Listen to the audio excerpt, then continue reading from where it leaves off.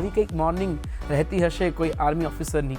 તમારામાં કહેવત છે, the more you sweat in peace the less you bleed in war.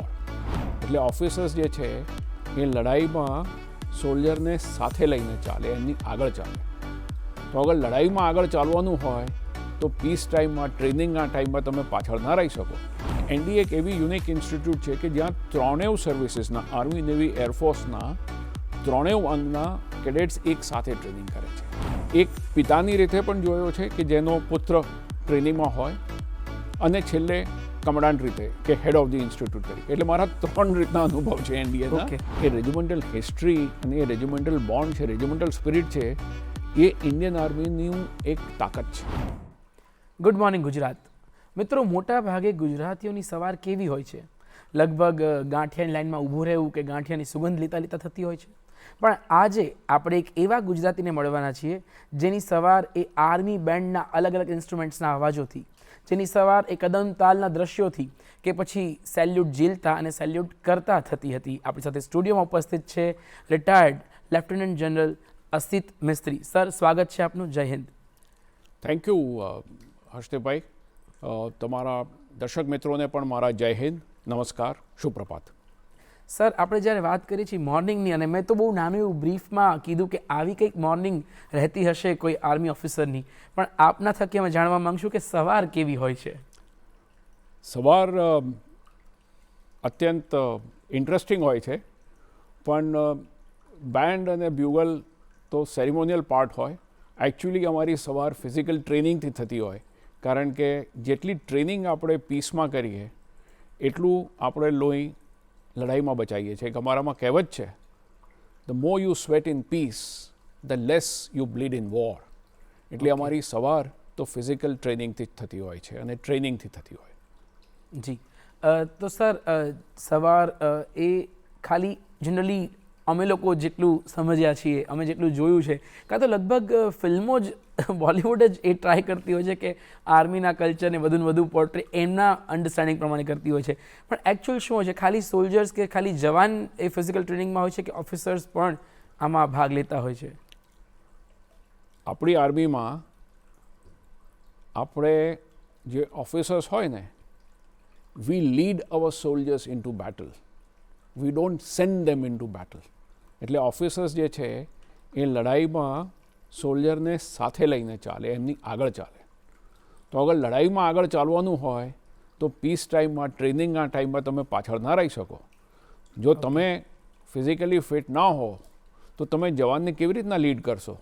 એને કેવી રીતના ઉદાહરણ આપશો કે જેનું એ અનુસરણ કરી શકે? એટલે ઓફિસર્સે બધી જ રીતે સોલ્જરની સાથે રહેવું પડે, બધી ટ્રેનિંગ કરવી પડે અને સોલ્જરથી વધારે સ્ટાન્ડર્ડ હાસિલ કરવા પડે. જી. સર, આપ જો ગુજરાતી અને ગુજરાતી યુવાઓના કરિયર પાથ વિશે જો આપણે વાત કરીએ તો બહુ જ સેફ હોય છે. બિઝનેસ, જોબ કે કોઈ નવાચાર તરફ આગળ વધશે.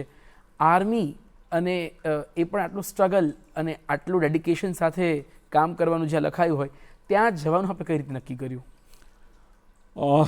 બહુ લાંબી કહાની છે, પણ મારા બચપનમાં મેં પહેલાં તો હું વડોદરાનો મૂળ છું જી. અને 1960ના દશકામાં મારું બાળપણ હતું. ત્યારે મેં બહુ વખતે રમખાણ જોયા હતા, અને રમખાણમાં એવી પરિસ્થિતિ હોય કે જે કોઈ કંટ્રોલ ના કરી શકતું હતું, તો આર્મી આવે તો બધું શાંત થઈ જતું હતું. અને એ સાથે એ વખતે મેં પિક્ચર જોયું હતું, ફિલ્મ ઉપકાર.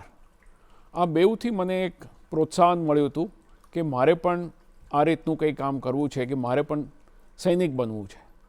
એટલે એક ઇન્ટરેસ્ટ જાગેલો, અને પછી મને કોઈએ સૈનિક સ્કૂલ વિશે કીધેલું. તો સદનસીબે મને સૈનિક સ્કૂલની એન્ટ્રન્સ એક્ઝામ હું ક્લિયર કરી શક્યો, અને હું 10 વર્ષની ઉંમરે બાલાચડીની જે આપણી સૈનિક સ્કૂલ છે જામનગરમાં, એમાં મને પ્રવેશ મળી ગયો.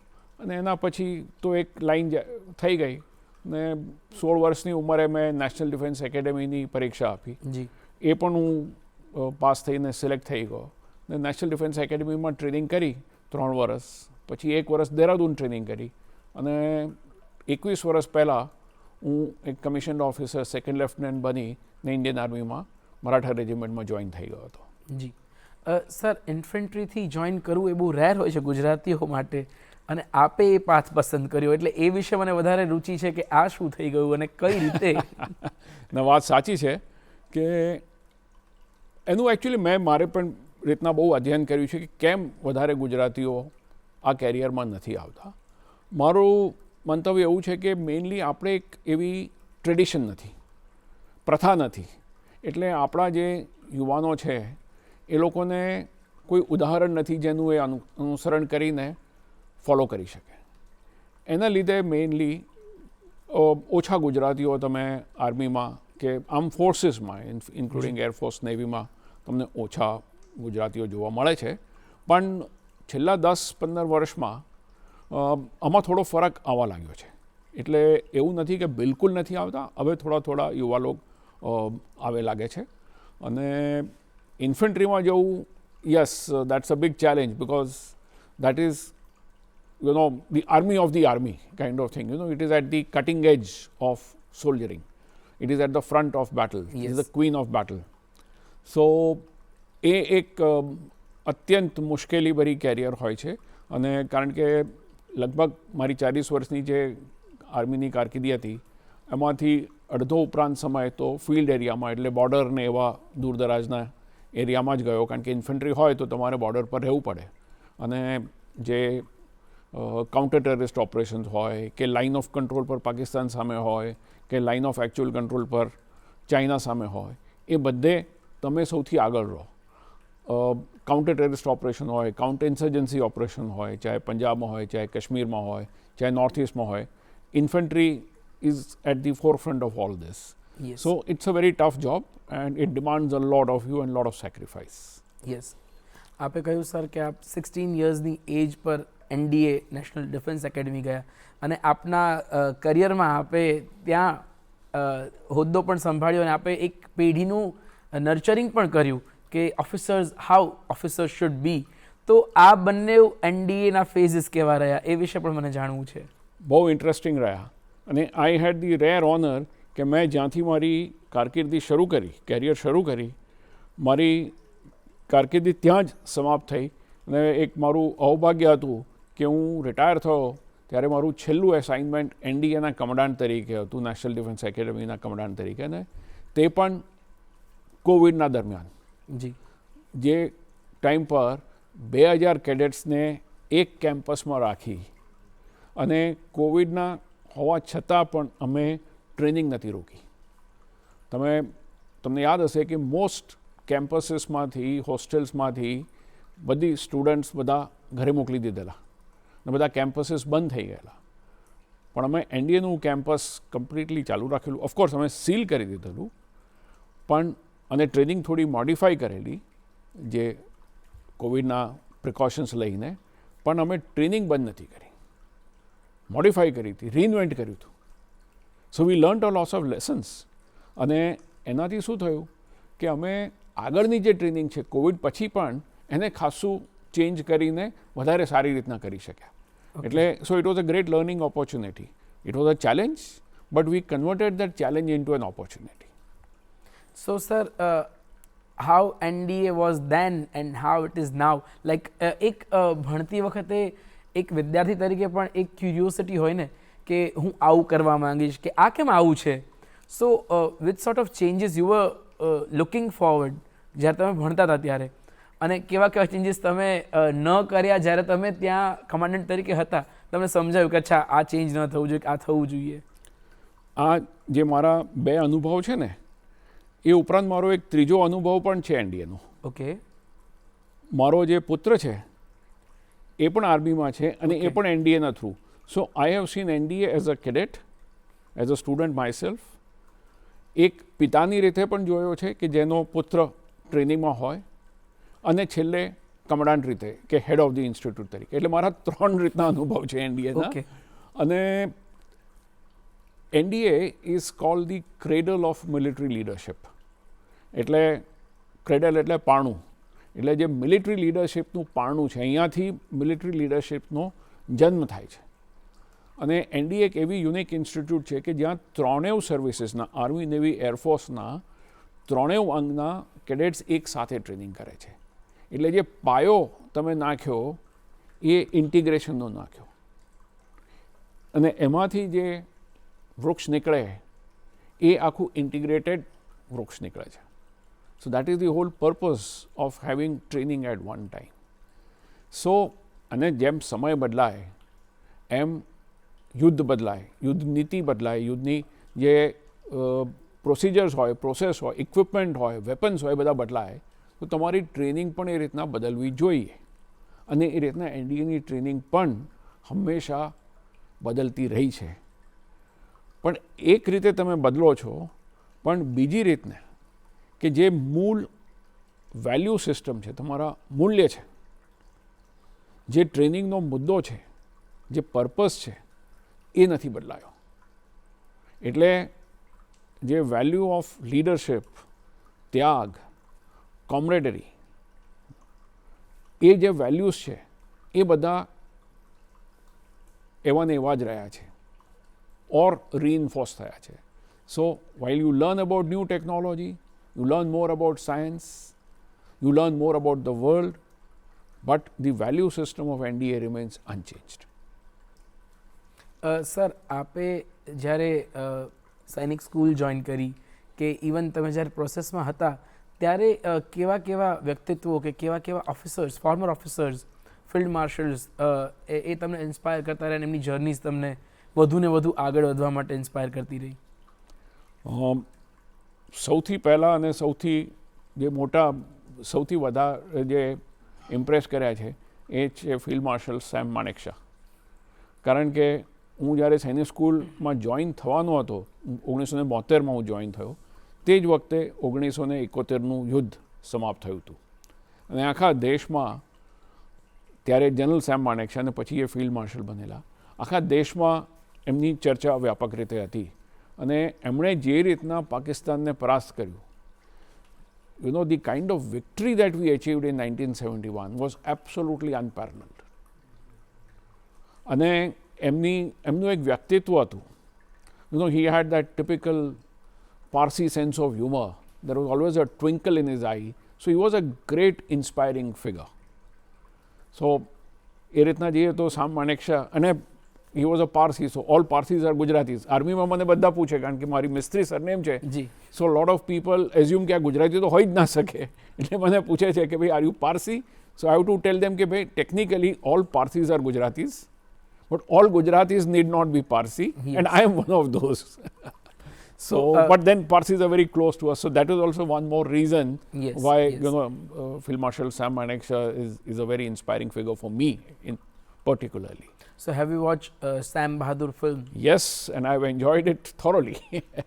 So is there any resemblance of Sam Manekshaw? Have you ever met him and તમે film જોઈ well, છે? I have not personally met him, but I have heard him as part of an audience. જ્યારે અમે staff college કરતા હતા તો એ generally staff કોલેજમાં એક લેક્ચર આપતા હતા, તો મેં એમને લેક્ચર આપતા સાંભળેલા છે, પણ પર્સનલી ઇન્ડિવિજ્યુઅલી તો નથી મળ્યો. પણ એ મળ્યા બરાબર જ છે sir. અમારા માટે તો એ જ ખાસ છે કે That's right. અચ્છા તમે એમને જોયા છે રૂબરૂ? જોયા છે, રૂબરૂ કેમ કે જોયા અમે બધાએ ફિલ્મ એમની ડોક્યુમેન્ટરી ખાસ તો જે અવેલેબલ છે બધા સોશિયલ મીડિયા પર, એના થકી એમના વિશે જાણવા મળ્યું છે. છે. That's right.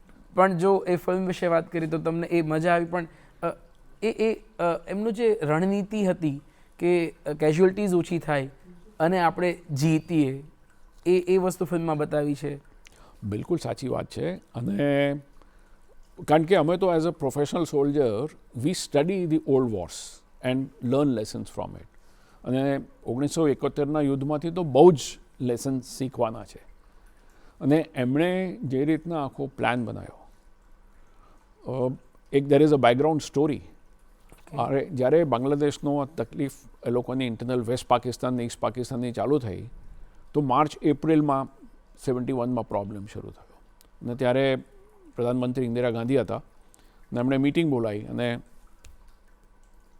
ચીફને કીધું કે ભાઈ કંઈક કરો, આપણે કંઈક કરવું પડશે, કારણ કે આટલા બધા લાખો શરણાર્થીઓ આવે છે, આપણે એટલા બધા નહીં લોડ લઈ શકીએ.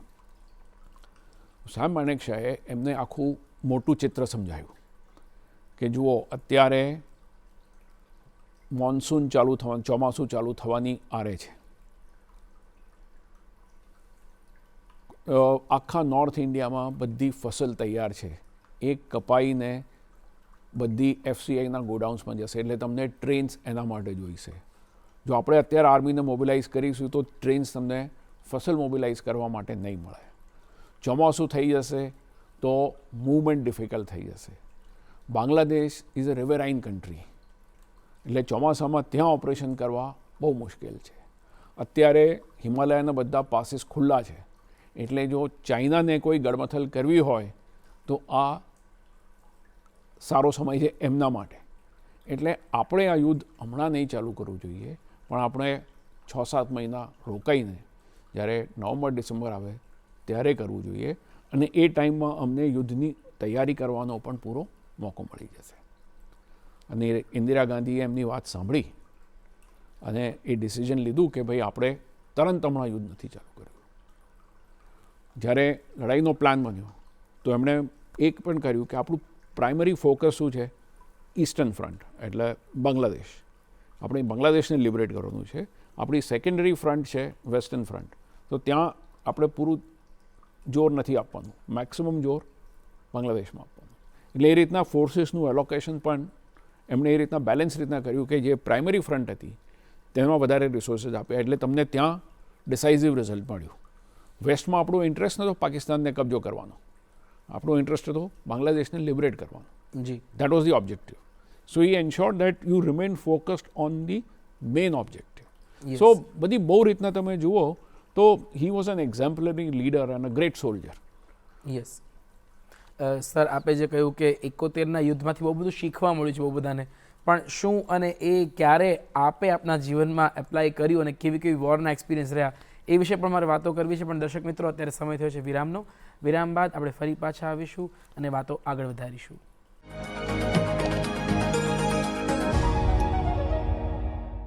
વિરામ બાદ ફરી આપનું સ્વાગત છે ગુડ મોર્નિંગ ગુજરાતમાં. આપણે વાત કરી રહ્યા છીએ નિવૃત્ત લેફ્ટનન્ટ જનરલ અસિત મિસ્ત્રી સાહેબ સાથે, અને આપણે વાત કરી રહ્યા હતા 71ના યુદ્ધ જેણે બહુ બધું શીખવાડ્યું છે તે વખતે ભણતા NDAના સ્ટુડન્ટ્સને, ભવિષ્યના અધિકારીઓને.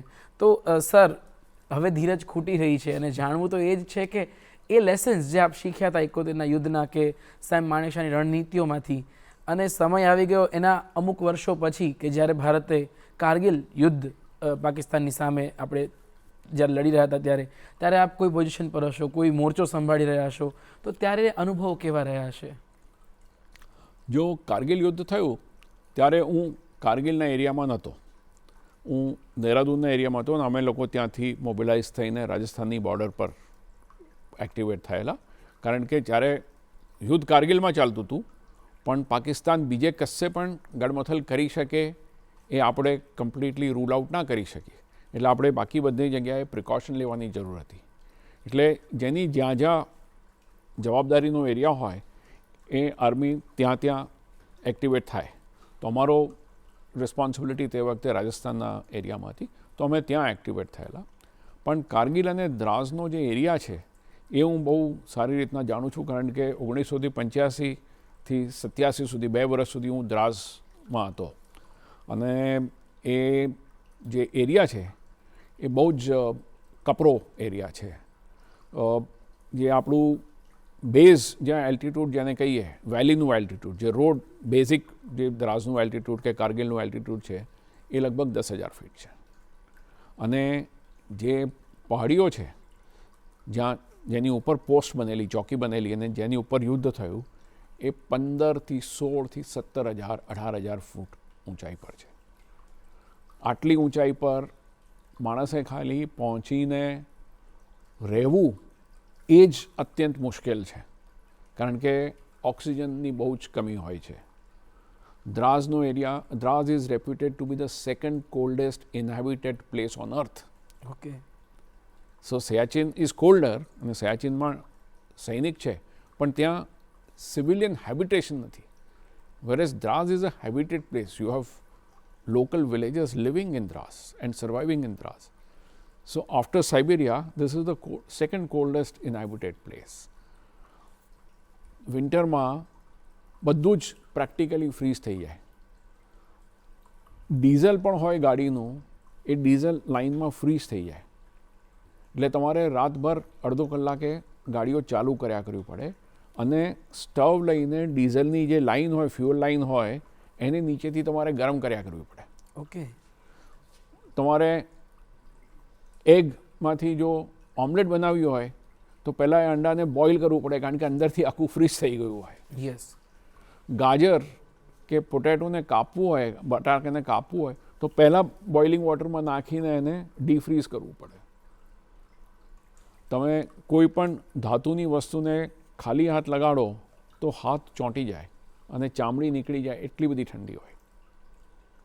અમે તે વખતે પણ તે છતાંય અમે વિન્ટરમાં પણ ફિઝિકલ ટ્રેનિંગ ચાલુ રાખતા હતા અને એટલી બધી ઠંડી હોય કે તમે રૂમની બહાર નીકળો તો એટલું જે નોસ્ટ્રિલની અંદરના જે ફોરિકલ્સ હોય ને, જે હેર હોય પાતળા, એની ઉપર મોઇશ્ચર હોય, એ મિનિટોમાં થીજી જાય, એની ઉપર બરફ જામી જાય અને એટલે તમે શ્વાસ લો તો એક વિઝિંગ સાઉન્ડ આવે, વિસલિંગ સાઉન્ડ આવે.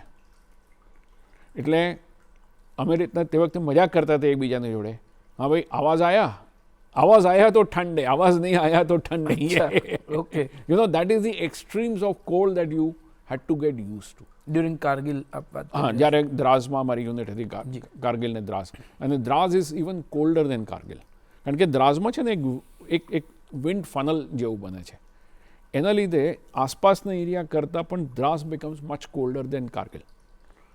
હાલાકી કારગિલ ને દ્રાસની વચ્ચે ખાલી 70 કિલોમીટર છે, પણ Dras is definitely at least 7 to 8 degrees colder than Kargil in winters, and avalanches પણ ત્યાં બહુ આવે છે. Okay. So that's also another challenge of Dras. એ એરિયામાં તમારે યુદ્ધ કરવું અને યુદ્ધ કરીને પહાડીઓ કેપ્ચર કરીને એની ઉપર પોસ્ટ બનાવીને રહેવું. સિમિલરલી સિયાચીનમાં તમારી પોસ્ટ છે 18 થી 20,000 ફીટ. ત્યાં સિયાચીનની અંદર તમારી નોર્મલ મૂવમેન્ટ જે હોય ને એક જગ્યાએથી બીજી જગ્યાની, it is like a mini mountaineering expedition. Okay. કે તમે એવરેસ્ટ પર ચડવા જતા હોય એટલી તૈયારી તમારે કરીને નીકળવું પડે. ખાલી અડધો કલાક ચાલુ હોય તો પણ, કારણ કે એ સિવાય તમે મૂવમેન્ટ કરી જ ના શકો. અને 2 પોસ્ટની વચ્ચે તમારે કમસે કમ 7 થી 8 કલાકનું વોકિંગ ડિસ્ટન્સ હોય. અને જેમ જેમ એલ્ટિટ્યૂડ વધતો જાય એમ એમ તમારે એક્લિમેટાઇઝ કરીને જવું પડે, સીધા ઉપર ના જવાય, નહીં તો બિલકુલ ઉપર પહોંચી જાઓ. યસ. અને સિયાચીન ને દ્રાસમાં there are more casualties because of environmental factor than because of the enemy action. Okay. So it's a very very difficult life. તમારું બધી જે બેટરીઝ હોય, કોઈ પણ જાતની બેટરી હોય, અત્યારે તો હવે ફોનની બેટરી હોય, પણ army uses radio sets, you have night vision devices, એ બધાની બેટરીઝની લાઈફ લગભગ 50% થઈ જાય. So the wastage rate is much higher. એટલે તમારે એટલું વધારે વસ્તુ સ્ટોક કરવું પડે. વર્ષમાં 6 થી 8 મહિના રોડ બંધ હોય. લદ્દાખનો એરિયા, તમે ક્યાં તો શ્રીનગરથી આવો, ક્યાં હિમાચલ પ્રદેશથી જાઓ, કુલુ મનાલીના રસ્તેથી, બેઉ રૂટ વિન્ટરમાં બંધ થઈ જાય છે. એટલે ખાલી જૂન જુલાઈથી, જૂનમાં રોડ ખુલે તે ઓક્ટોબર નવેમ્બર સુધી, એ 4-5 મહિનામાં તમારે આખા વર્ષનું સ્ટોકિંગ કરવું પડે. So it's a huge logistic exercise in sustaining troops in Ladakh. So it's not an easy life. It's extremely challenging, very very difficult. વિન્ટરમાં જવાનને રજા પડાવવું હોય, the only way he can come is by air. પોસ્ટથી લે airport પહોંચતા અઠવાડિયું, 10 દિવસ, 15 દિવસ થઈ જાય. અને જો વેધર ખરાબ હોય, મૂવમેન્ટ ના થઈ શકતી હોય, કારણ કે વિન્ટરમાં એવલાન્ચનો એટલો ખતરો હોય, એટલે અઠવાડિયા, 10, 15 દિવસ સુધી ઘણીવાર મૂવમેન્ટ થાય જ નહીં. You are stuck to your post. તો સર, આવી સિચ્યુએશનમાં કોઈ મેડિકલ ઇમરજન્સી હોય તો એ કેટલું ટફ બની રહેતું હશે? Extremely difficult, very difficult. જો લોકલી વેધર પરમિટેડ હોય અને એ પોસ્ટમાં જો હેલિપેડ હોય તો તમે હેલિકોપ્ટરથી કેઝ્યુલિટીને ઇવેક્યુએટ કરવાની ટ્રાય કરો. પણ there are so many uncertainties. Firstly, A post ઉપર હેલિપેડ છે કે નહીં, કારણ કે નાની પોસ્ટ હોય, બધી પોસ્ટ ઉપર હેલિપેડ બનાવવું શક્ય જ નથી. વેધર કેવી છે, દુશ્મનનું ઓબ્ઝર્વેશન કેટલું છે, કે આ બધા વસ્તુનું ખ્યાલ રાખવું પડે. અને 50% ટાઈમ વેધર એવી હશે કે હેલિકોપ્ટર જઈ નહીં શકે. So you have to physically manually carry a man and bring him down. There is no alternative. એટલે એક માણસને ઇવેક્યુએટ કરવા માટે તમારે 10 થી 15 લોકો લગાવવા પડે. બરોબર. Now if they are bringing him down and if there is risk of avalanche, જે પેલા 15 લોકો એને લઈને આવે છે એ બધા જોખમમાં છે. એટલે જે લીડર હોય, જે કમાન્ડિંગ ઓફિસર હોય, એને હવે આ ડિસિઝન લેવાનું છે કે એક માણસને બચાવવા માટે એ બીજા 10 થી 15ની જિંદગી જાન જોખમમાં મૂકે કે ના મૂકે.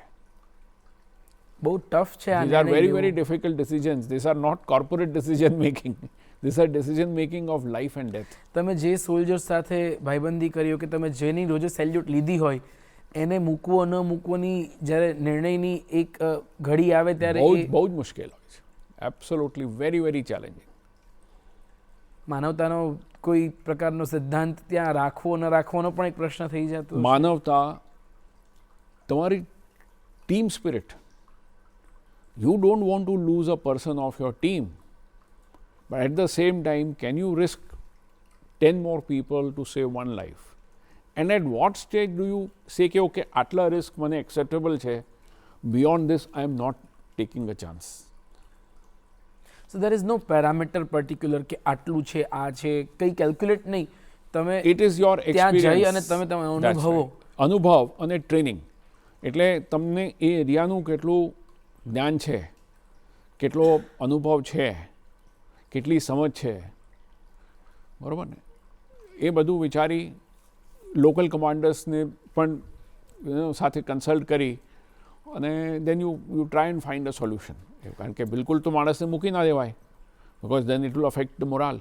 કારણ કે આજે એક જવાન સાથે થયું છે, કાલે બીજાને થશે. So you can't leave. Your endeavour is to save every life.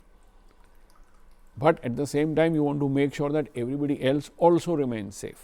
So you take precautions, you make short hops, and we try and reach medical aid as far forward as possible. એટલે દરેક post ઉપર પણ limited ટ્રેનિંગવાળા nursing assistant હોય, અમારા soldiers હોય, તે first aid માટે training બધાને આપેલી હોય. એટલે બેઝિક એસેન્શિયલ મેડિસિન્સ હોય, બ્લડ પ્રેશર માપવાનું ડિવાઇસીસ હોય ને એવું બેઝિક મેડિકલ એસિસ્ટન્સ જે હોય એ બધું બધા પોસ્ટોમાં સ્ટોક કરેલું હોય, પણ દેટ ઇઝ ઓનલી લિમિટેડ. જ્યારે વધારે કોમ્પ્લિકેટેડ કેસ હોય, જ્યારે એને એક્સપર્ટ મેડિકલ આટલું વેધર વિષમ વાતાવરણ વચ્ચે તો કંઈ પણ હેલ્થમાં ગમે ત્યારે થઈ શકે. એટલે એમાં તો અને ત્યાં બે મેઇન જે બીમારી થાય છે because of the altitude. One is called the HAPO, high altitude pulmonary oedema. Okay. So એમાં ફેફસામાં તમારે પાણી ભરાઈ જાય. અને એનું જે એક બીજું વધારે વિષમ સ્વરૂપ છે જે બ્રેઇનને અસર કરે છે એને હેકો કહે છે, હાઈ એલ્ટિટ્યુડ સેરિબ્રલ ઇડીમા. સેરિબ્રલ એટલે બ્રેઇનને અસર કરે.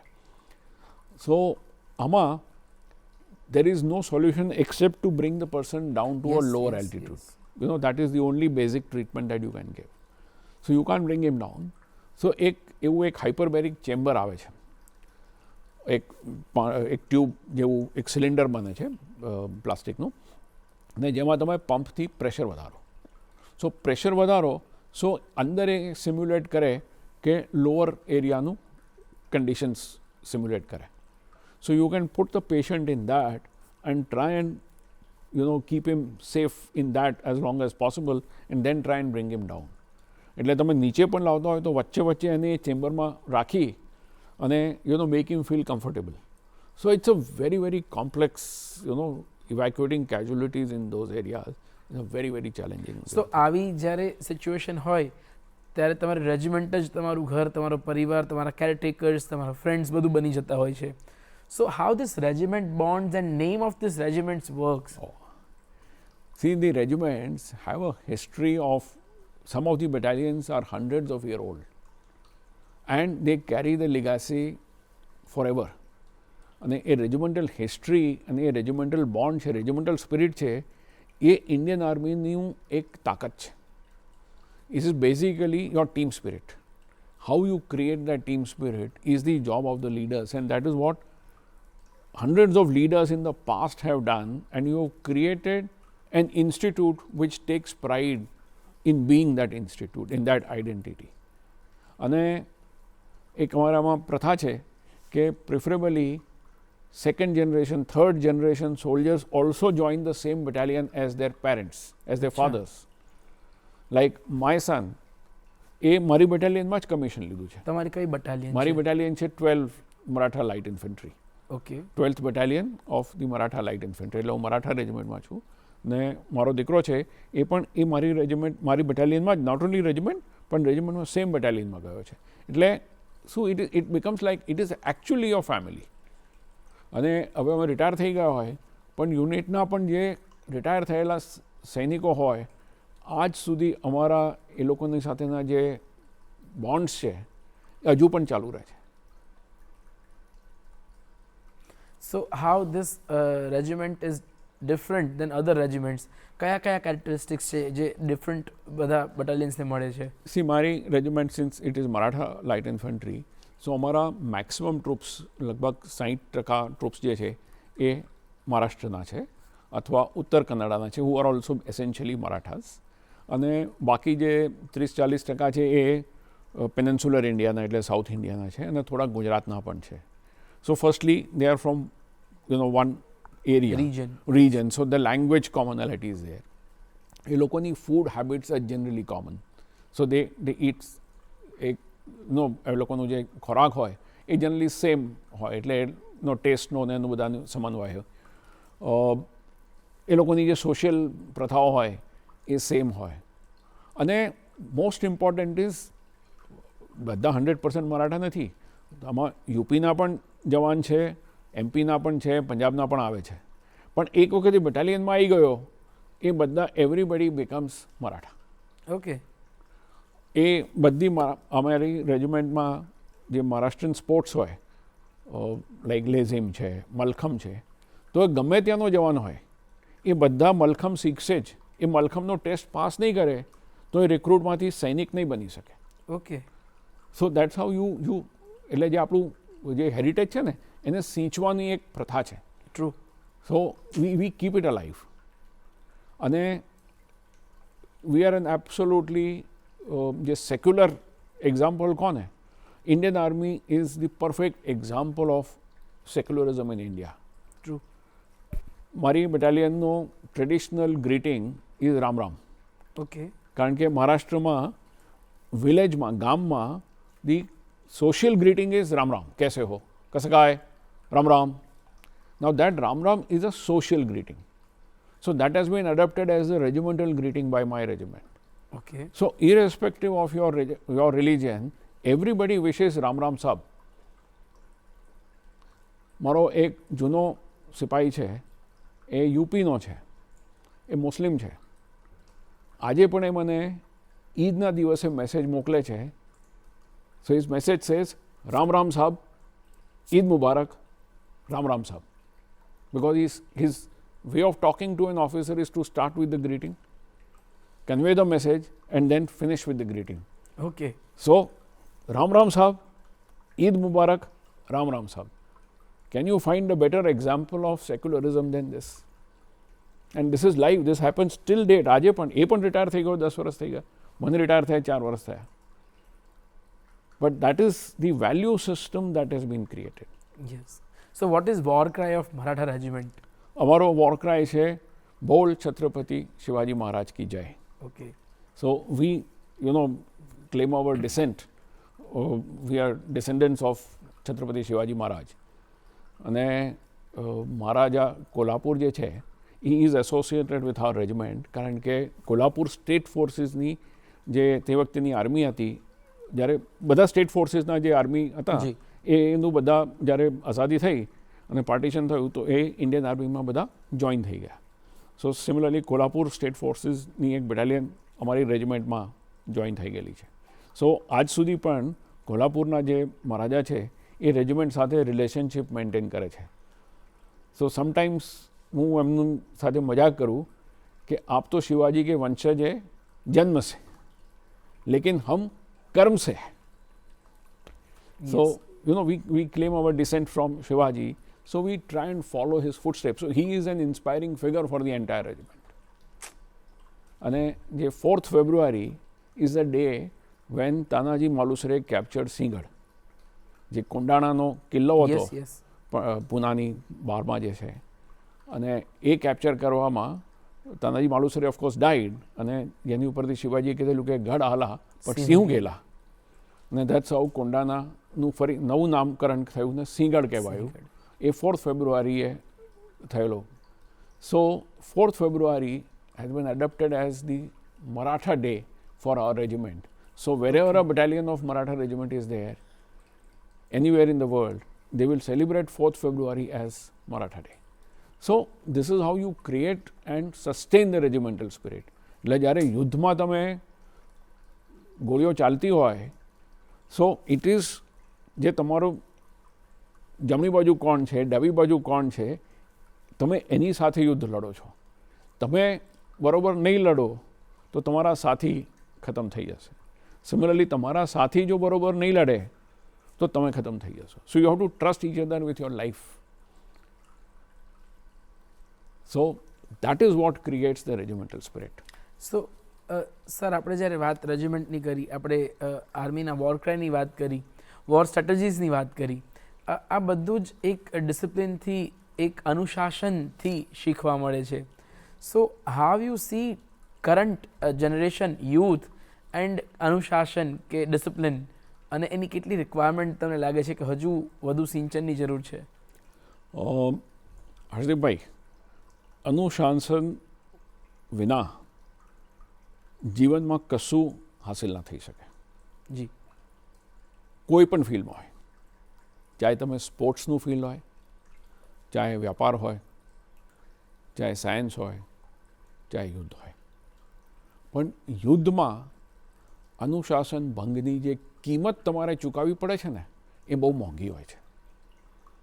કારણ કે એમાં જો અનુશાસન નહીં રહ્યું, જો ઇન્સ્ટન્ટ તમે ઓબિડિયન્સ ના હોય, ઓર્ડર્સનું પાલન ના કર્યું કે અધકચરું કર્યું, તો ફર્સ્ટલી ઘણા લોકોની જાન જશે અને દેશની સુરક્ષા કમજોર પડશે.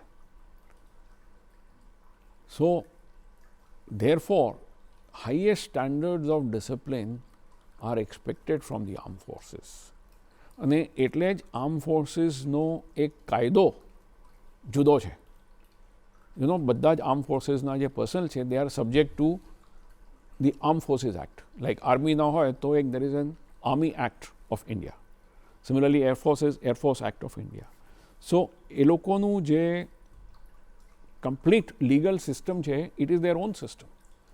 અને ઘણી વસ્તુ, ઘણા એવા ગુનાઓ છે જે સિવિલિયન માટે ગુનો ના હોઈ શકે, પણ એક સિપાહી માટે એ ગુનો છે. Okay, such as cowardice in the face of enemy. દુશ્મનની સામે ડરપોકતા દેખાડવી, એ it is an offense punishable by death. Oh. Okay. Now that is very unique to a soldier. તમે કોઈ સિવિલિયનને આ ઓફેન્સમાં ચાર્જ ના કરી શકો, બિકોઝ નોટ, એના લાગુ જ નથી. બરાબર. સિમિલરલી ડેઝર્ટિંગ અ પોસ્ટ, કે તમે તમારી જે સ્થાન પર નિયુક્ત કર્યા છે, તમે એ છોડીને જતા રહો, તો એ બહુ બહુ મોટો અપરાધ Court કહેવાય. martial, I guess. Court martial, court martial is any military court is called Yes, a court martial. yes. Martial means military. Yes. Court is court. So જે લીગલ કાર્યવાહી થાય એ પ્રોસેસ કરવા માટે કોર્ટ માર્શલ થાય. Yes. અને there are very stringent punishments and very stringent acts. કારણ કે એની જરૂર છે, કારણ કે Yes. instant obedience is a must. બરાબર ને? કારણ કે તમે એકદમ રિસ્પોન્ડ ના કરો તો સપોઝ એર એટેક આવ્યો હોય, તમારે ઇમિડિયેટલી એનો જવાબ આપવો પડે. Yes, if immediate response is not there, in couple of seconds that aircraft would have dropped its bomb and gone, and maybe તમારી આખી રિફાઇનરી ડિસ્ટ્રોય થઈ જાય. એક રિફાઇનરી ડિસ્ટ્રોય થઈ ગઈ તો દેશનું કેટલું બધું નુકસાન થાય. So therefore there is a logic for everything that the military Yes, yes, does. એટલે દરેક જે પીસ ટાઈમમાં જે તમને ટ્રેનિંગ હોય ને એમાં લડાઈને માટે તૈયાર કરતા જ બધા પ્રયત્નો હોય. ટ્રુ. સર, આપે કીધું આપ 4 વર્ષ પહેલાં નિવૃત્ત થયા, પણ હકીકતે નિવૃત્ત થયા છો ખરા? કેમ કે સેમ માનેકશાની ડોક્યુમેન્ટરી મેં જોઈ હતી, એમાં એમણે કીધું છે કે એક આર્મી ઓફિસર, એક જવાન ક્યારે નિવૃત્ત નથી થઈ શકતો. તો આપ અત્યારે કઈ રીતે દેશની સેવા કરો છો?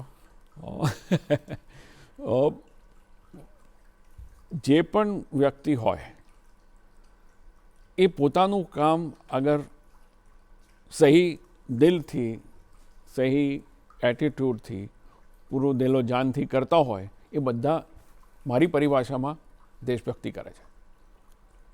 બરાબર? કોઈ ઓફિસમાં કામ કરતું હોય, કોઈ યુનિવર્સિટીમાં કામ કરતું હોય, કોઈ રિસર્ચનું કામ કરતું હોય, કોઈ જર્નાલિઝમમાં હોય, જે પણ વ્યક્તિ પોતાનું કામ પૂરી રીતના કરે છે એ સીધી કે આડકતરી રીતે દેશભક્તિનું કામ કરે છે. હું જ્યારે રિટાયર થઈને આવ્યો તો 2 વર્ષ મેં રાષ્ટ્રીય રક્ષા યુનિવર્સિટી છે અમદાવાદની બહાર, અહીંથી લગભગ 65 કિલોમીટર દૂર છે, દહેગામથી આગળ લગભગ સાપા કરીને ગામ છે, એમાં 2 વર્ષ મેં ભણાવવાનું કામ કર્યું. જે હું એનડીએમાં કરતો હતો, dealing with the youth of the nation, so I continued on that same path for 2 years. અને એ પછી હું છેલ્લા 2-3 વર્ષથી એક NGO છે which is called the War Wounded Foundation. Okay. So જે લડાઈમાં ઘાયલ થયેલા સૈનિકો હોય, હું એ NGOનો પ્રેસિડેન્ટ છું ને એ NGO ચલાવું છું. અને અમે રિટાયર્ડ ઓફિસર્સ ભેગા મળીને આ એક NGO ચલાવીએ છીએ. આ NGOનું સ્થાપના જે છે એ 2002માં કરેલી, એ 2 વોર વુન્ડેડ આર્મી ઓફિસર્સના થ્રુ છે. there are 2 very famous war wounded generals છે. એક છે જનરલ વિજય ઓબેરોય, લેફ્ટનન્ટ જનરલ વિજય ઓબેરોય, જે આર્મીના વાઇસ ચીફ હતા. એમણે 1965ની લડાઈમાં એક પગ ગુમાવ્યો હતો. ઓકે. અને બીજા હતા general Ian Cardozo, major general Ian Cardozo, જેમણે 71 વોરમાં એક પગ ગુમાવ્યો હતો. અને એ લોકોએ એમની કેરિયરમાં બહુ તકલીફો સહન કરેલી, કારણ કે તે જમાનામાં બધા રૂલ્સ જૂના બ્રિટિશ સમયના અને એવા હતા, એટલે they were not very soldier friendly, and particularly કે જે ઇન્જર થઈને ડિસેબિલિટી થયેલા હોય. So they decided to share their experience અને એક NGO સ્થાપના કરી. આ NGOનું અમારું ધ્યેય છે, અમારો મોટો છે, કન્વર્ટિંગ ડિસેબિલિટી ઇન્ટુ એબિલિટી. ઓહો. સો સક્ષમતા સે અક્ષમતા સે સક્ષમતા કી ઓર. સો જે અક્ષમ હોય એને સક્ષમ બનાવવાના. અને ultimate aim is that these soldiers who are all over country, આખા દેશમાં બધે જ છે વુન્ડેડ સોલ્જર્સ, એ બીજાને માટે એક ઉદાહરણ બને, એક જ્વલંત ઉદાહરણ બને, એક પ્રેરણાનું સ્ત્રોત બને. એ અમારો પ્રયાસ છે. જી. કે in the process, while we look after these soldiers and their families, but the ultimate aim is that they should become inspiration for the youth to follow. And there are lots of reasons why we need to do this. Society needs to look after these for its own good. Society એ પોતાની આંખમાં પોતાની image વધારવા માટે આ સોલ્જર્સની દેખભાળ કરવાનું જરૂર છે. કે સરકાર તરફથી તો બહુ જ એરેન્જમેન્ટ્સ છે, પણ there are lot of problems and issues that come up later in life. Yes. જે કારણ કે જ્યારે સૈનિક યુદ્ધમાં ઘાયલ થાય ત્યારે એની ઉંમર કેટલી હોય? 20, 22, 25 વર્ષ. અને આખું એક લાંબુ જીવન ઘવાયેલા સૈનિક તરીકે ગુજારવાનું છે. એ જ્યારે ઘાયલ થયો ત્યારે એ ફેમિલીનો ધરોહર છે. Now, overnight, from being the supporter of the family, provider of the family, he has become the supported one. So, એક ફિઝિકલ ડિસેબિલિટી પણ નથી, એક મેન્ટલ ચેલેન્જ પણ છે. એ ફેઝ બહુ જ ચેલેન્જિંગ છે. અને કેટલી વર્ષોથી તમે peak of your youth you are got injured and so many of them are bedridden. કોઈ પેરાપ્લેજિક હોય કે પગ કમરની નીચેથી એ લોકો પેરાપ્લેજિક થઈ ગયો એટલે અપંગ થઈ ગયા હોય. કોઈ ક્વોડ્રપ્લેજિક થઈ જાય કે જેના ચારેય અંગ ચાલતા નથી, એટલે કમ્પ્લીટલી પથારીવશ છે. એમને પોતાને નહીં, એમના ફેમિલીને પણ ટ્રુ. સપોર્ટની જરૂર છે, કારણ કે ઇટ્સ અ મેસિવ સાયકોલોજીકલ શોક ને long life ahead of them. 40-50 વર્ષ હજુ જીવવાના છે. એટલે એ આપણે જે કહ્યું કે એ બહુ મોટો એક આખો ફેરફાર આવે છે જીવનમાં, અને એના માટે બહુ મોટો સહયોગ અને સપોર્ટ જરૂર હોય છે, અને એ આખો સમાજ બને તો એ વધુ સારું બને છે, તો એ દુઃખ, એ પીડા અને એ પરિવારને જોઈતો સપોર્ટ પૂરો પાડી શકાય છે. આપણી સાથે વાત કરીને ખૂબ આનંદ થયો. આપ ગુડ મોર્નિંગ ગુજરાતમાં આવ્યા અને દર્શકો સાથે વાત કરી એ માટે ખૂબ ખૂબ આભાર. આમ તો